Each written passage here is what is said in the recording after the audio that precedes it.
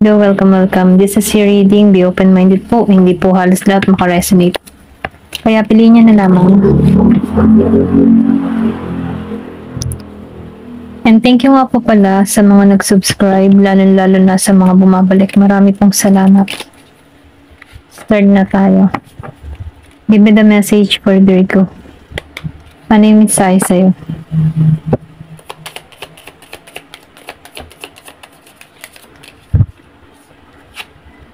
Meron ka ditong King of Swords reverse.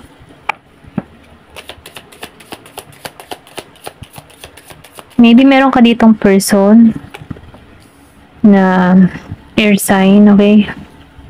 Yung tipo ba na manipula or pwede rin sabihin meron kang sa surrounding mo na sa trabaho, controlling, abusado, okay? Meron kang mga ganun sa paligid mo na kung saan nafe-feel ko dito yung pagka-drain ng energy mo.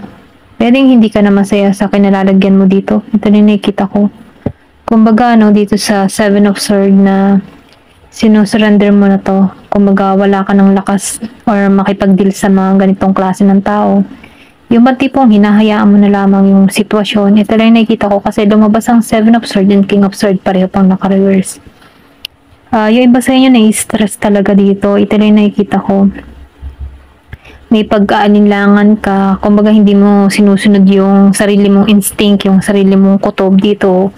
Kumbaga nagigikang, kumbaga yung tipo na may pag-aanilangan kang nagaganap dito sa The High Priestess Reverse.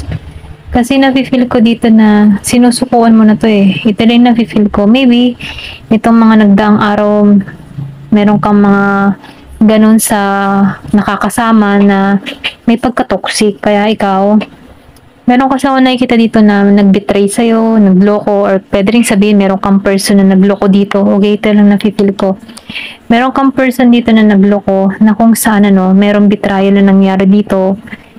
Hindi mo sinunod yung intuition mo, okay? Maybe nakukutuban mo na to pero naniniwala ka pa rin sa larangan ng pag-ibig, okay? Ito na yung nakikita ko. Ayan, tingnan pa natin. Hindi halos lahat sa part na to ha. Piliin nyo na lamang kung alin yung part ninyo. Okay? Give me more information. Ano po yung mensahe?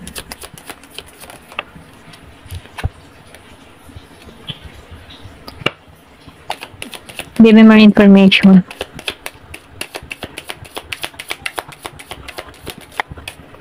Meron dito na Three of Cups.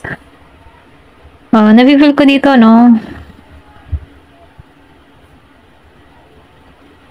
meron ka ditong gagawin or pwede rin sabihin na meron kang pagbabagong nagaganap na yung bang tipo na gusto mo humanap ng kasiyahan, maglibang. Yun yung plano mo dito eh.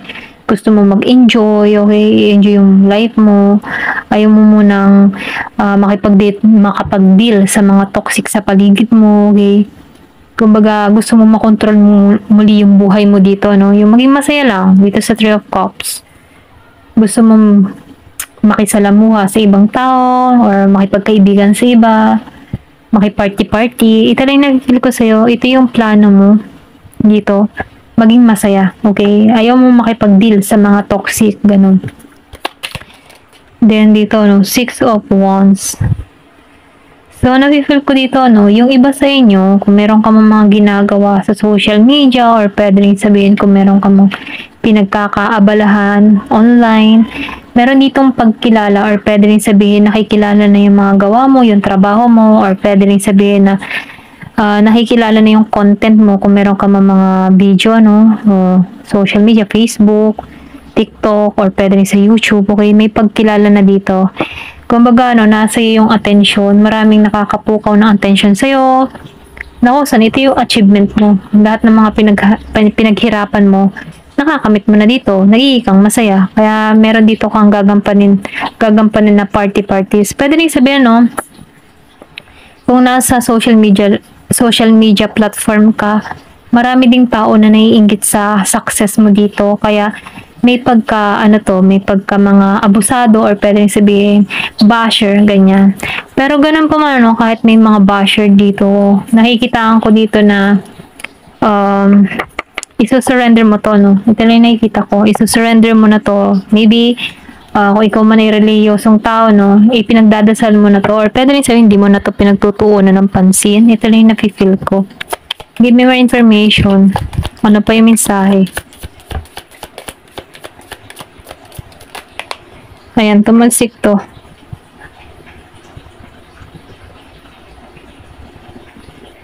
Ayan, kinuha ko lang sa baba. Page of Cups. So, yung iba sa inyo, nakikita ko dito na sensitibo. May pagka-sensitive ka. Yung bang tipo na, for example ha, may pagka-prangka ka, pero once na ikaw yung na-prangka, sensitive ka, okay? Merong ganun dito, hindi halos lahat. Kumbaga, nakikitaan ko dito. Then, yung iba naman sa inyo, sa pagiging mabuti, once na nasabihan ka na or nasabihan ka ng hindi maganda, dinadamdam mo to, okay? Kumbaga, bumabaon talaga sa'yo. Ito rin nafe-feel ko. Pero ganun pa man, tinuturuan ka dito na pag-aralin mo yung emotion mo, okay? Kung ayaw mo din makareceive ng masasakit na salita, ay di huwag ka din magbigay ng sakit na salita. Ganun lang naman yun eh. Kumbaga, magiging ka lang ditong matapang or matatag. Ito lang yung mensahe dito, okay? And then nakikita ko rin dito yung iba sa inyo, nagde-daydreaming. Yung bantibot na marami kang pangarap, okay? Kumbaga, marami kang nabibisyo, na gustong mangyari or makamit sa buhay mo. Okay, maganda rin naman yun yung mag-daydreaming paminsan-minsan dahil libre namang mangarap, okay? Sa'yo na nga yun, tapos may kukontra pa, di ba? So, kung ano man yung mga pangarap mo, kung ano man yung mga gusto mo, okay, vision mo lamang yan, makakamit mo yan. Kasi, di ba nga, sabi nga doon, kung ano yung gusto ng puso mo, ipagkakalob sa'yo. Kaya, mali mo, yung pinapangarap mo ito, biglaan dumating sa buhay mo nang hindi inaasahan. So, maniwala ka lamang sa mga pangarap mo at syempre, manalangin ka din sa ganun, masakatuparan mo itong mga pangarap or yung mga minimithi mo, ayan. Kasi meron ka ditong ma-achieve, okay? Tiwala lang. Ito lang yung mensahe sa'yo. Give me more information.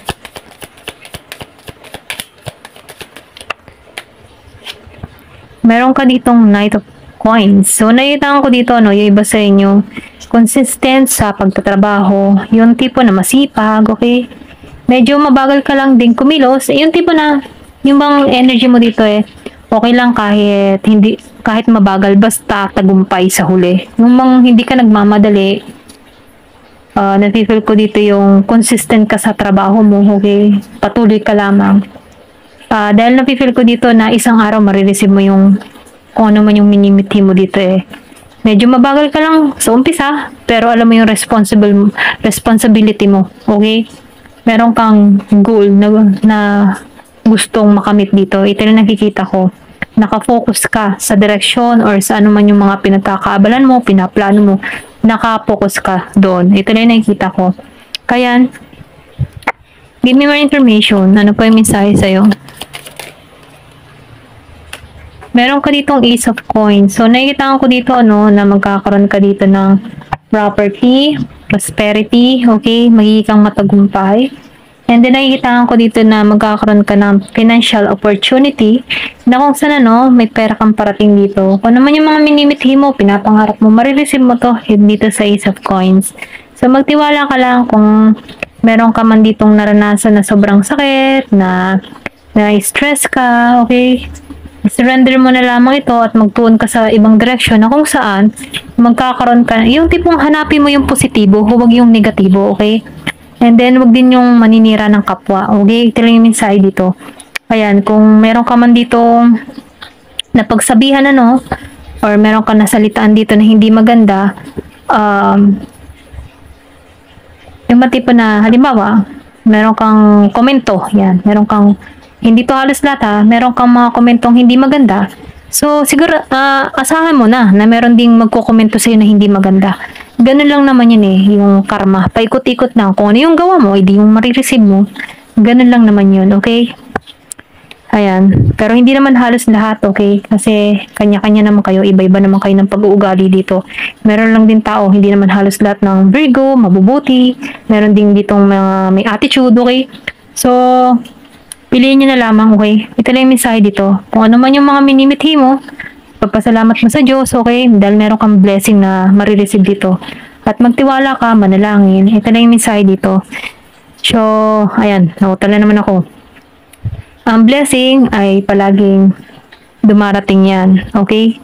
So, merong miracle na parating sa'yo. O manifest mo kung ano man yung gusto mo. And then, kung nakakaramdam ka man dito ng kabiguan, okay, i-surrender mo na lang kay God. Ito na yung mensahe sa'yo. Give me more information. Ano yung mensahe sa'yo?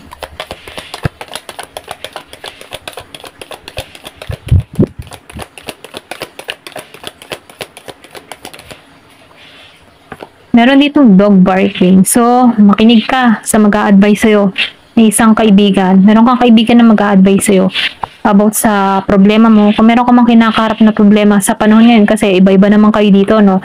Yung iba may problema, yung iba mapalad, yung iba maswerte, ganun. So, hindi halos lahat ng Virgo ay talagang mapapalad. So, meron tong kanya-kanya kayong kinakaharap na pagsubok. So, mainam ano, once na meron nagpayo sa'yo dito ng maayos, okay, sundin mo dahil meron ditong makakabuti. Makakabuti yung advice ng tao na to para sa'yo sa sitwasyon na kinakaharap mo. Give me more information. Meron ditong Year of the Dog.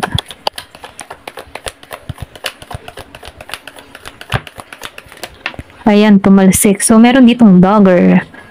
Ayan. Meron ditong takot. So, yung iba sa inyo, no, nakakaranas ng takot dito. Mga alalahanin, tensyon. Ayan. Kung meron ka man nararanasan tensyon, alalahanin, pray. Yan. Ito lang yung advice ko sa'yo. Pray. Kasi yung takot, mahirap talagang tanggalin yan. Kung wala kang faith kay God, siya lang talaga makakatanggal ng takot nito. Okay? So, may naman, manalangin ka, natanggalin yung takot na nadarama mo. Maghilsong ka, or pwede rin sabihin, iwasan mo na muna yung mga toxic or yung mga nakakatakot na panoodin. Para nang sa ganun, hindi ka masyadong ma-stress dito. And then, kung ano man yung mga alalahanin mo, kung meron mang gumugulo sa isipan mo, pray lang. Ayan. Ito yung advice ko sa'yo. Pray lang, okay? Ayan. Meron ditong July. So, meron ditong magaganap ngayong July. Meron ditong pang-card. Nakikita ko dito, na meron ditong kaligayahan. Yung iba sa inyo, magiging masaya. Merong celebration. Okay? Meron kang kasiyahan na gagawin. Meron ditong Year of the Dragon. Give me more information. Ano pa yung mensahe sa'yo? So, club. Meron ditong tao na kumikilos against sa'yo. Okay? Meron tong masamang adhikain sa'yo. Pwedeng inggit or pwede rin sabihin na hindi to masaya once na nagtatagumpay ka rito. So, may naman may mga protection ka kung I think spiritual attack to. Kung meron ka mang nakaaway or meron ka mang nasabihan dito na hindi maganda, no? Meron ditong kumikilos ng hindi maganda sa'yo. So, mainam, meron ka mga protection. Ito na yung mensahe dito, okay? So, mga protection, nasabi ko na yun sa nakaraan, maghanap ka na lang ng mga kontra-kontra, okay? Sa YouTube, marami naman dyan mga halaman. Pero ganun pa man, ako kasi, ang pinaka-protection ko kasi dasal okay? Pray lang. Ayan. Pero kahit meron ako mga ginagamit na panggagamot, okay? Mas pinipili ko pa rin yung manalangin at nagtitiwala ako sa Diyos Ama, Diyos Anak, Diyos Espiritu Santo, okay? Ayan. Kaya may naman, magdasal palagi kasi ang pagdadasal, ito yung pagkain ng ating spiritual. Okay? Kapag mahina yung dasal mo, ay di mabilis din ang talab sa'yo. Kung meron dito mga taong umaatake sa'yo ng spiritual, ay talagang tatamaan ka dito. Pero kung ikaw ay mananampalataya, hindi ka tatablan ng mga ganyang uri ng mga gawa. Okay? So, mainam, mag-pray. Ayan. Give me more information. Anong yung mensahe dito? Meron ditong tower. So, nakikita ko dito, na meron success na patungo sa'yo. Ito lang nakikita ko, yung mga pinaghirapan mo, meron ditong tagumpay na kung saan, pangmatagalan to. Solid foundation. Kumbaga, nakikita ko dito yung tagumpay na naghihintay sa'yo. Ayan. Meron ditong ring. Yung iba naman sa inyo, merong kasalan. Or meron ditong business proposal para sa'yo. Ayan. Give me more information. Then wedge. Someone is trying to come between you and friend or something you want. So, meron dito talagang tao na gustong makuha kung ano yung meron ka, okay? Kumbaga, gusto niyang maging ikaw. Ayan. Kung ikaw man ay pinapala dito, meron ditong tao na gustong maging katulad mo. Okay, marami kang nare-receive na blessing. Gusto niya nasa posisyon. Yung posisyon mo, gusto niya makuha yung ganun. Okay, meron ditong change your life. So, nakikita ko dito yung pagbabago sa buhay mo. Yung iba sa inyo. And then, nakikita ko rin dito may exciting na event na pupuntahan ka or pwede rin sabihin, meron pangyayari dito na ka-excite yan na patungo sa'yo. Give me more information.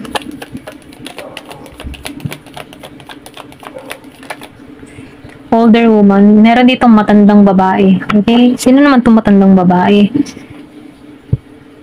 Tingnan natin. Kaya lang, medyo hahaba na yung ating talakayan. So, kung merong idea ka dito sa matandang babae, no? Pwedeng siya magbigay ng exciting event dito or pwedeng sabihin, ikaw to. Okay? Give me more information. Ano pa yung mensahe?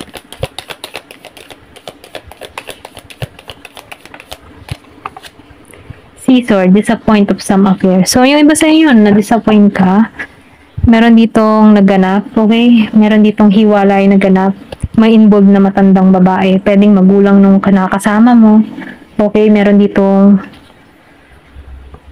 hindi gusto sa relasyon nyo, okay? Ito rin napipilit ko. Pero ganun pa man, or pwede rin sabihin, pinagpalit ka sa maedad, yung tipong ganun, okay? Ikaw, ayan, ito na lang po yung mensahe. Thank you for watching and love and peace.